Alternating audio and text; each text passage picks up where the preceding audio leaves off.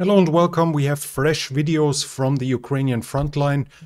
Heavy losses on the Ukrainian sides, including Leopard 2A6. So the question is rising up, is this counteroffensive already over? Have the Ukrainians already lost it? And a small spoiler alert, no. We will talk about this in depth in this video. We will analyze the videos of the combat losses, and we will talk about the whole strategic situation and how a counteroffensive usually happens.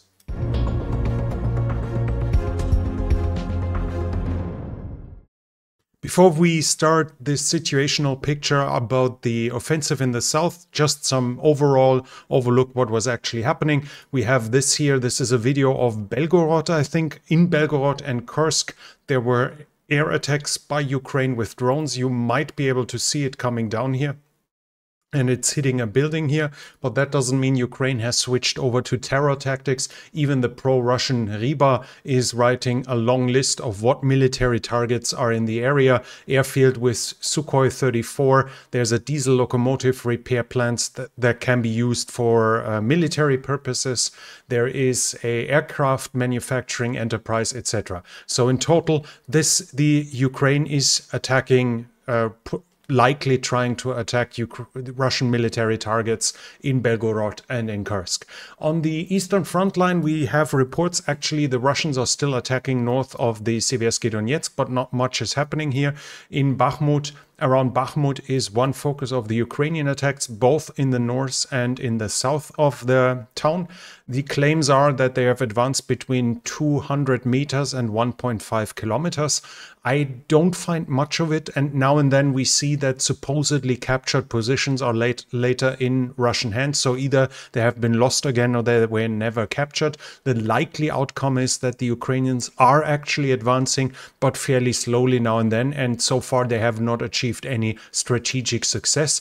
Both Klishivka and Kuryumivka in the south are clearly still in Russian hands at this point, and in the north, Krasnahora, Soledar, Blahodatne, like the northern flank of Bakhmut, is also still in Russian hands. So any turning maneuver or encirclement envelopment is far from a reality at this very point. Ukrainians are attacking here. They're likely trying to fix the Russians there, maybe even draw in some Russian reserves, but the attacks are not likely going to achieve a turning maneuver or an envelopment of Bakhmut.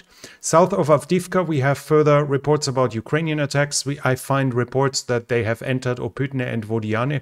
I don't see proof yet, and we've heard it a couple of times. It's always possible that either that's not true or that they might enter the town but then withdraw, or that they are defeated, destroyed there. Not clear. But what is clear is that they are attacking south of Avdiivka, but nothing has changed in the overall picture, even if they've gained some positions. Further south, we have reports about Russian attacks at Marinka, but the Chechens are also saying that the Ukrainians have attacked in Marinka. No change confirmed here, though. The focus of the main efforts of this offensive are not at Vuhledar, but basically west of it. In the past, we've had some attacks here in this area.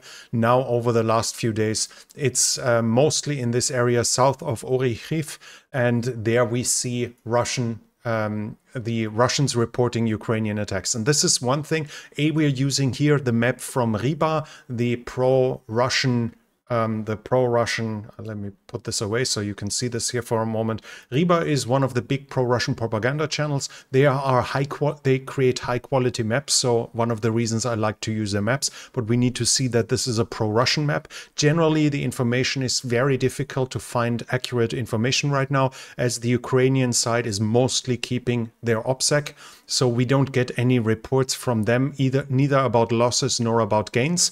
The Russians themselves are saying a lot, but we don't take, in this channel, I don't take their reported casualties for serious. So if they claim they already destroyed 50 main battle tanks, this is irrelevant to me, because I think they already claimed they destroyed 3 times the amount of HIMARS that Ukraine ever received. What we will take is from a source criticism point. If the Russians admit defeat, then it's extremely likely that the defeat actually happened. Successes have to be seen more critical if they can't be cross-referenced either with video or pictures or by Ukrainians admitting them defeat themselves. So in overall, the source situation is difficult right now, but we have at least some video material to source something. And as said, we can always take the Russian problems they are facing and they are admitting to draw something out of this. According to this, the Russians have actually been pushed back a certain degree.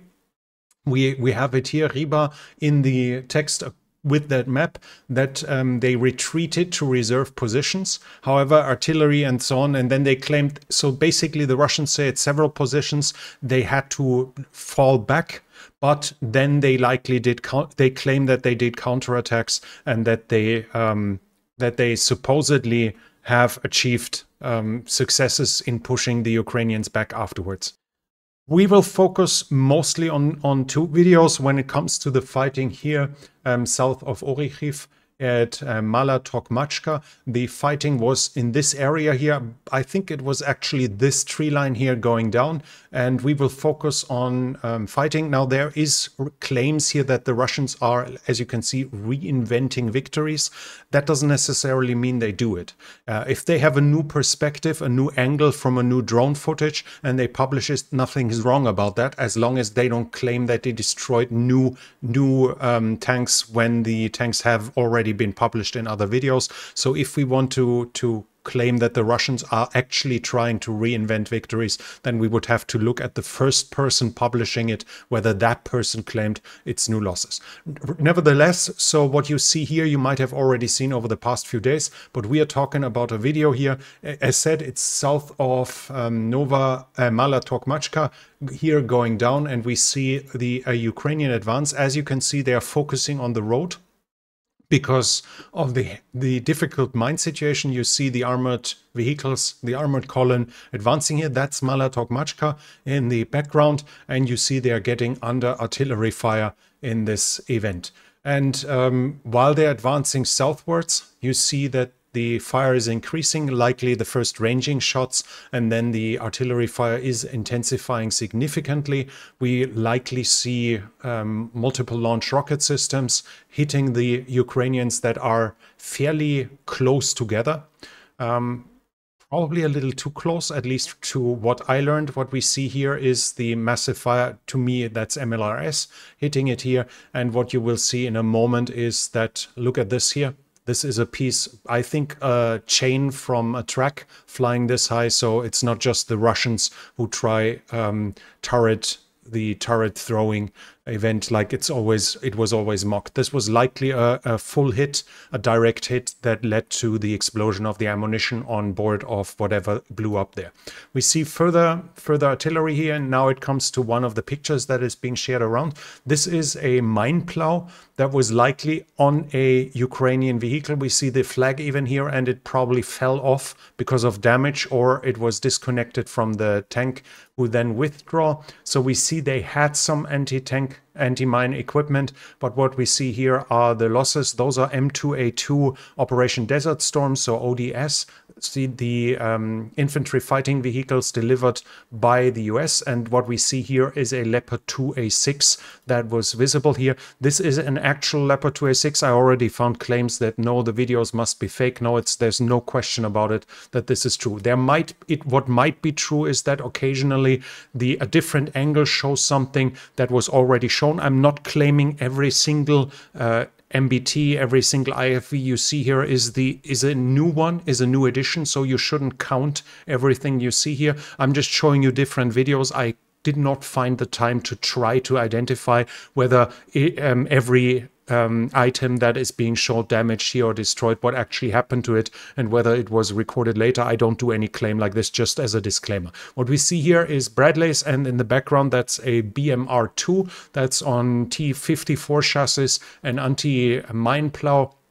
And you can see that it took some damage in the mine roller. Probably it was able to clear so many mines that the mine rollers actually blew up and failed. What is obvious here is how many places the tracks came off. Even here we see track damage. So the whole column ran into a minefield, and as you can see, they are fairly close together. So another question that should be answered is why the hell they got this close together, but this is something we will have to talk about later and where we don't have all the information yet. So what we see here is this column that took serious losses. They are not fully destroyed yet, but we will talk about that later, what that might imply and what that might mean at a later point. Here we see a T72M1, I think, that is obviously also lost. That's a Max Pro, and this is identified by some as a Leopard 2A6. I believe it is a T64BV. It looks more like one to me, but it might still be a Leopard 2A6. Here I simply can't identify it clearly, but when I look at the turret, it looks to be more like the Contact 1 ERA on the turret than the wedge armor of a Leopard 2A6. Further losses are in that video as well. As they zoom up, we see a Dutch version of the M113. That is also lost here on the road. Here we see it. And then here you see two more MBTs not moving, not necessarily destroyed, but this is without any doubt destroyed. And when it zooms up, we see a VAB. That's the French APC that France delivered to Ukraine, also being lost here in this regard. We see it up here.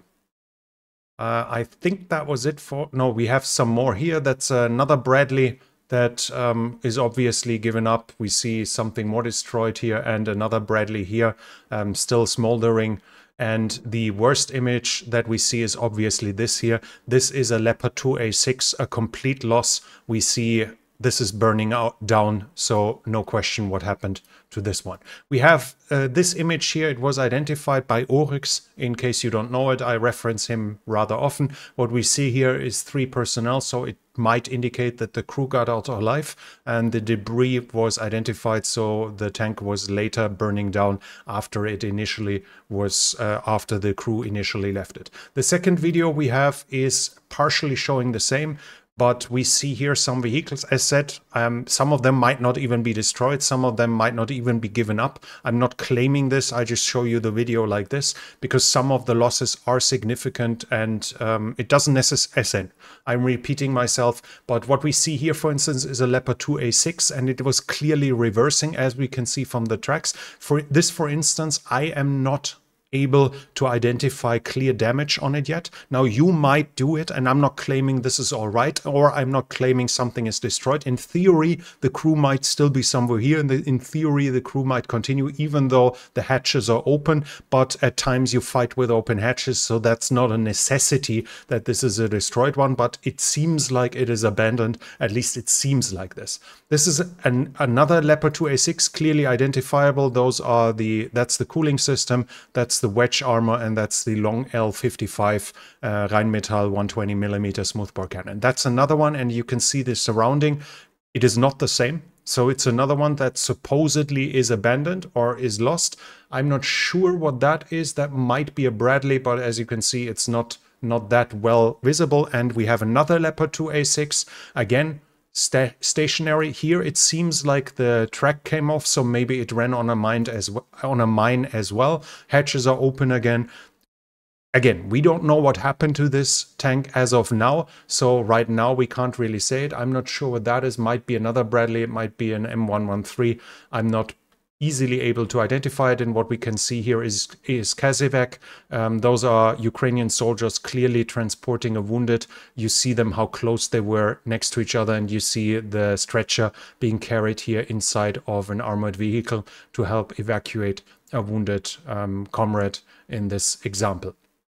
I'm not completely sure why this is in. I can't see anything but trenches here. Luckily, we can't see corpses, at least not clearly identify them, so it shouldn't be fine. But now it's getting really interesting because this is the exact same position that we have seen here.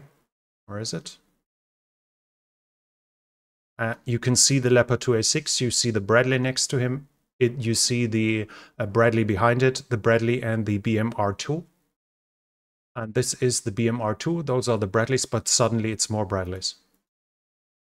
So they sent reinforcements. They continued their attack at a later point, and those were stopped at the very same position. You see them driving around, and at least some of it seems to be scorched on the ground, so they might have ran into a minefield, and they almost seem to have done the exact same thing the Russians did at Vuhledar by trying to avoid mines by passing the already knocked out vehicles and just running on the next mine. It really looks like this is what happened there.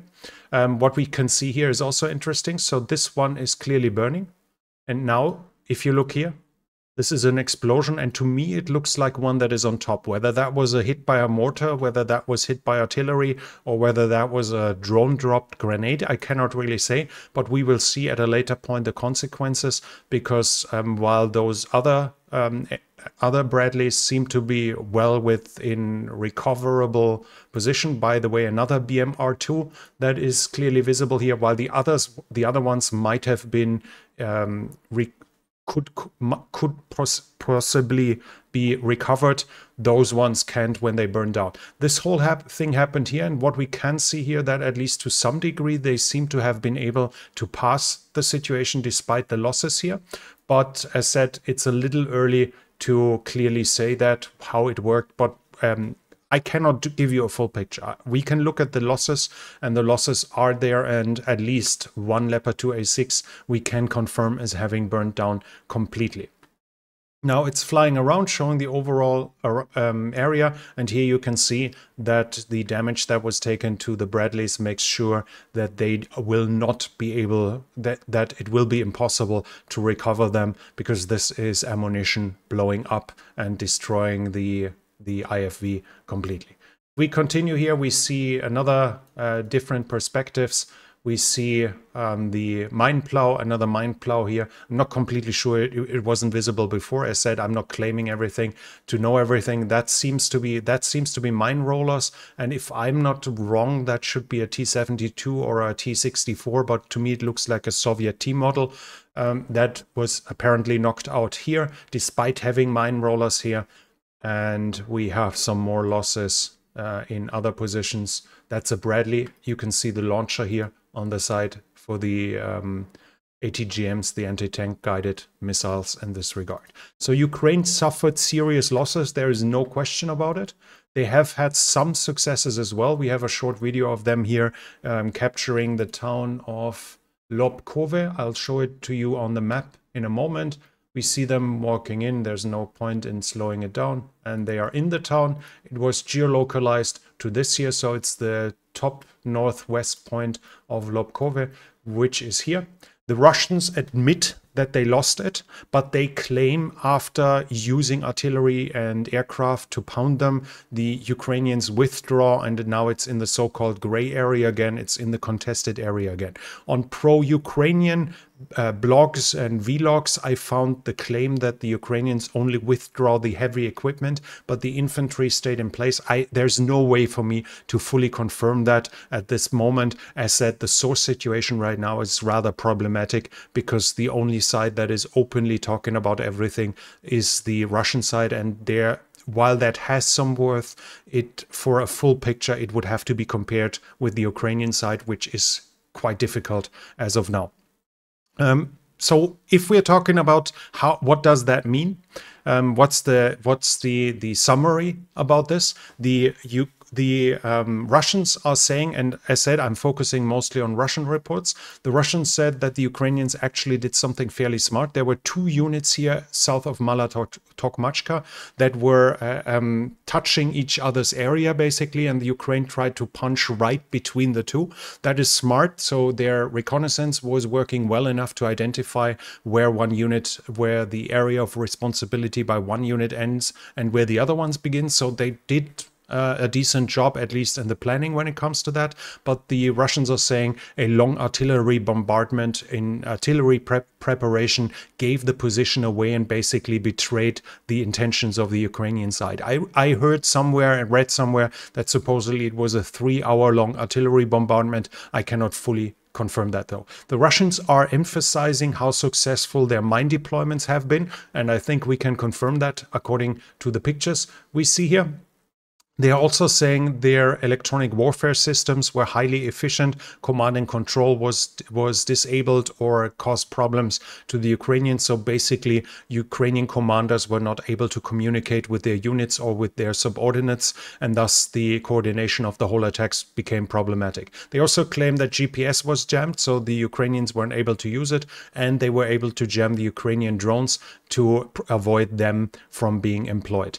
But they also emphasized that Ukraine had far too little air defense, and they said in an unprecedented manner they were starting to use rotary wings, especially, so helicopters to fight those. And as we know, the Russian Air Force has suffered fairly little losses so far in the war, and we see 2 videos of those. Again, we need to emphasize that the possibility here is that this video is old, that this video is, some of the videos might be from video games, etc.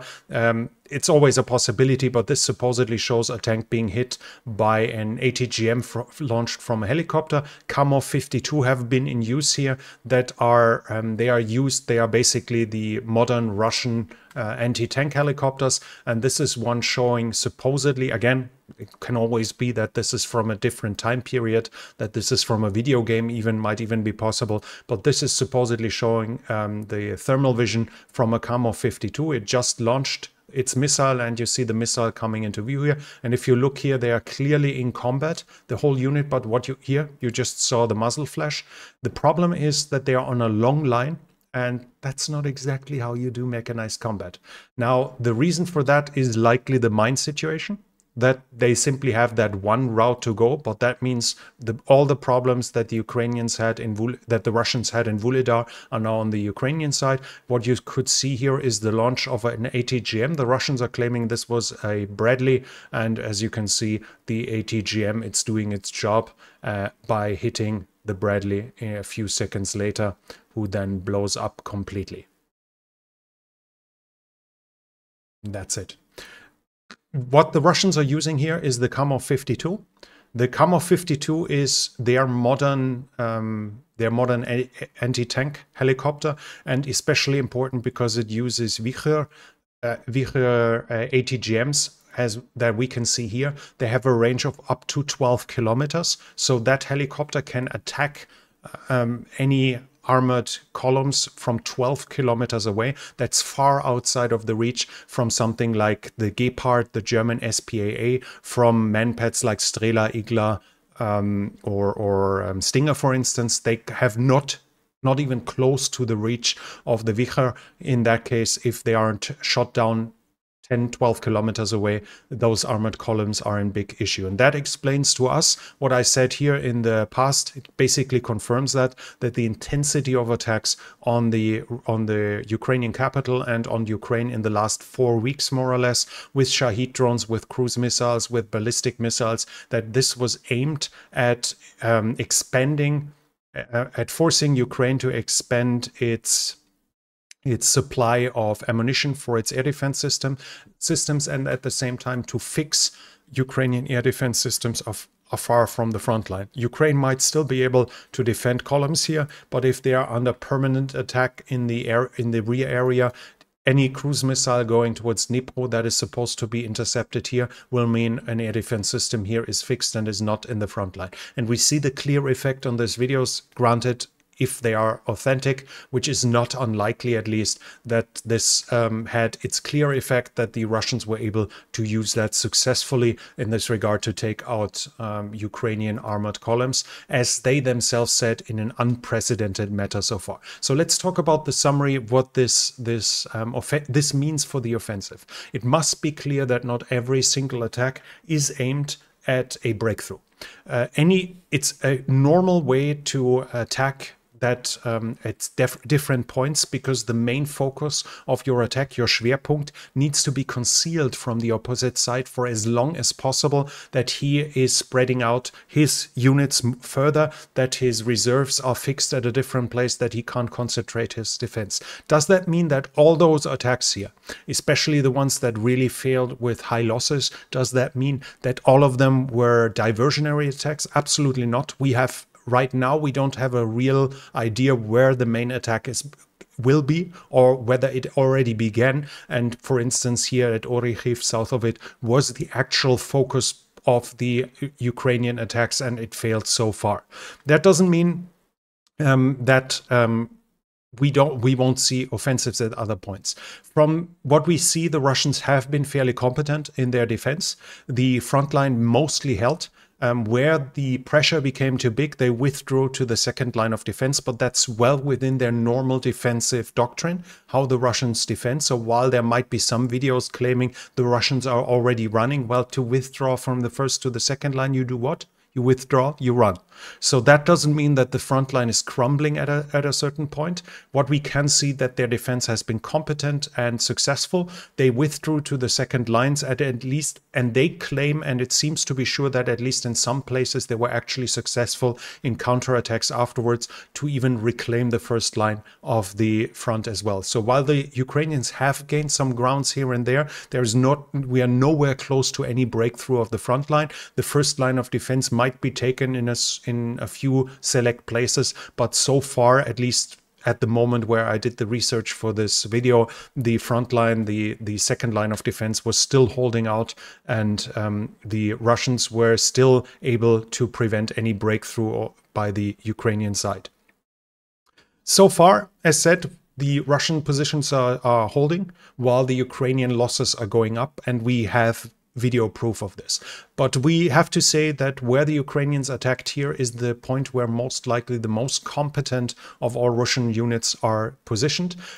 It is too obvious that this must be, in quotation mark, must be the main line of attack. This is the most promising point to reach Melitopol and Berdyansk. It's far enough from the Russian motherland, from the Russian core territory, so reinforcement will be more difficult. It is cutting off the whole western area, and it would bring in the Kerch Bridge into the range of longer ranged weapons. So this is basically where you would expect a Ukrainian attack to happen, and that obviously was known to the Russians as well. So what they did there was not only create even more extensive defensive works than in other areas of the front line, it's extremely likely that they positioned their most competent units there. So while we've seen the Russian front line crumble around Bakhmut fairly fast, this was not really that anyone except somebody who lets his fantasies and his hopes judge the reality, where anyone should have expected a complete breakup of the Russian front line. It seemed extremely unlikely, especially as those units have been there for several months already without having been in combat a lot. There were some reconnaissance actions, some sabotage actions, but the units are mostly fairly fresh, and at the same time they had enough time to get accustomed to the area around them, which will obviously help them too in defending against Ukrainian attacks. That doesn't mean that the defense against Ukrainian attacks will be as successful in other areas of the front line, because as said, this is a special place with especially good and especially intensive fortifications with probably the best units. This might be different in other areas of the front line, and Ukraine has nowhere close to committed everything it has. There's always said that they have prepared 9 full brigades with Western equipment that are fresh, that are trained, and that were in reserve for their counteroffensive. And in addition to those 9 brigades, there are another 3 brigades that are also part of the reserve that have been equipped with post-Soviet equipment, so basically T-64, T-72, etc. We don't see anywhere close to them being committed. At least 3/4 have not been seen on the front line, so it is highly likely that those units are still in reserve and can either reinforce current attacks or they can start new ones at different points. Those attacks are serious. There is no doubt about this. The amount of troops we see deployed, the amount of IFVs, APCs, MBTs, etc. we see deployed, this is no longer in a slow reconnaissance units. This is those are serious attacks meant at punching the front line and finding weak points. But we don't really know whether this is the main assault. With these attacks, Ukraine will achieve fixing of Russian troops, because by employing good units with high-end equipment, they force the Russians to leave their own troops in place. They probably force them to deploy reserves to get them closer in case one of those attacks is successful enough to be able to stop them. And that needs to be successful. The fixing of units with strong enough forces needs to be convincing enough to be successful, and that already shows you that in theory at least there is an option that this is still diversionary. In principle,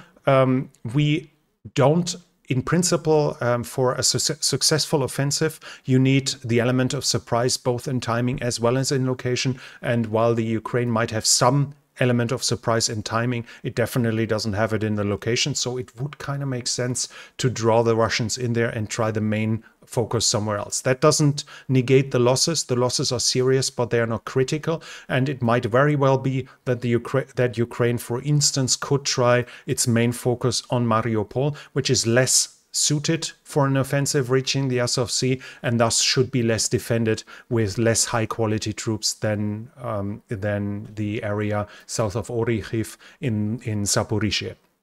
Generally, Ukraine is good enough to do proper offensives. We've seen it in the Balaklia offensive, that they were able to coordinate offensives with several brigades in the fall of 2022. So this should not be everything we can expect from the Ukrainians, especially as I need to repeat myself, they have nowhere close to committed everything they have. So some losses are expected, some small successes are expected too, as they at least have the element of surprise when it comes to the timing and the exact location of their attack. But that doesn't mean that those attacks will succeed in much more. We will simply have to keep an eye on it. Them being able to penetrate one or two lines of defensive doesn't mean much in the overall picture. The question would be, how do they continue afterwards? So as of now, we said that what we can say is the attacks are going on. The Ukrainian side is having serious losses. There is no sugarcoating that losing at least one confirmed, probably several other Leopard 2A6 is a bad thing. But we are talking about a war here. Losses are fairly normal. So we will have to see how it continues and where the focus is. So to make a summary at the overall thing, the Russians have forced the Ukrainians to accept serious losses, but they are not catastrophic. Losses were to be expected, and there are no indication whatsoever that the offensive has already failed. The question is not whether they suffer losses, that this is a disaster, because to be completely cynical and dry, material in both equipment as well as in personnel is something where you accept and trade losses for achievements on the battlefield. That's the harshness of a war, that lives are cheap, at least to a certain point. And the other question is, when we look at those losses, it's nowhere clear how many of those will actually stay lost. Because if you look at this here, you see that at least some of this is likely repairable if the Ukrainians can recover it. And that will obviously be a challenge, that they take it away. But here, the issue will be if this happens, if some of them blow up. We see the Ukrainians already having done this. This is a video going around, and it's a Leopard 2A4 that clearly has taken some damage. The newest information is that supposedly it's already repaired and back in action. I cannot confirm that it's actually the same one, but we see the filming being fairly relaxed and not under pressure. So it seems that this Leopard 2A4 at least was recovered and brought back far enough so the personnel around it could be relaxed in the repair process. So the big question will be who, because the Russians could recover it as well, who will recover it, and will it be recovered? Because a lot of it might in theory be fully repairable. That I don't see any serious damage on that Leopard 2A6. It might have blown off its track, But if you are able to take this tank far enough behind the front line to get a new track on, it should be close to be as good as new, at least from what we can see here. So Russians, unfortunately, obviously know that. And it's extremely likely that they are pounding those positions with artillery, with helicopters, combat helicopters, and with drones dropping grenades there as well to prevent exactly this. This is one of the reasons why over the course of the conflict, again and again and again, we saw drones dropping grenades into open hatches of tanks without any crew, because a tank that is knocked out is not necessarily destroyed. The crew bails out because they can no longer fight. And so why stay in a metal casket that they in a metal coffin, basically, that can't operate anymore? But that doesn't mean this item is automatically lost. By dropping a grenade in it and making the ammunition explode, it is obviously destroyed. So both sides intensively destroy abandoned equipment. So whether those are lost already is unclear, but it's well possible that they have already been lost. To recover them, the Ukrainians would have to continue attacking, would have to push the Russians further back. So this is no longer in the so-called gray area. This is no longer in the contested area, or they would have to bring in recovery units and risking them being knocked out with helicopters or anything like this. So it's possible, but it will be difficult, especially if they are not able to advance further. What remains questionable and cause of serious doubts, though, is the concentration of the Ukrainian units. Like, this is almost like on a parade ground, how close they get them together. We've seen the videos of the columns marching forward, where you can see that they are you see one after the other. It seems like there's at most 30-40 meters in difference between them. That's problematic. So whether or not they have good reasons to do that, we will hear it in the future. I don't want to judge them as of now, but I see issues here.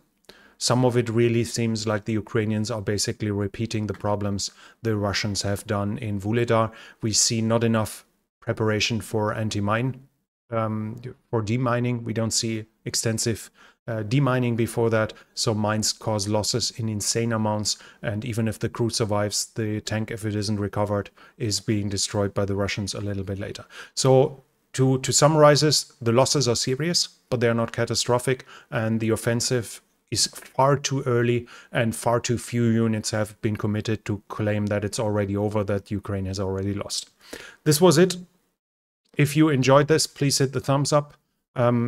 Leave a comment for the algorithm, or what do you think about A, this analysis, or B, can you explain the Ukrainian advances, their behavior on the front line? Leave comments. It can be highly interesting to others, and obviously all discussions are really helpful with the algorithm. If you're new here, I would like to invite you to subscribe to the channel and hit the bell icon so you don't miss future videos. That's it from me for now. This channel is only possible because of the support from viewers like you. If you like to support the channel, you can do so by the means in the description. Thank you very much to everyone already supporting me.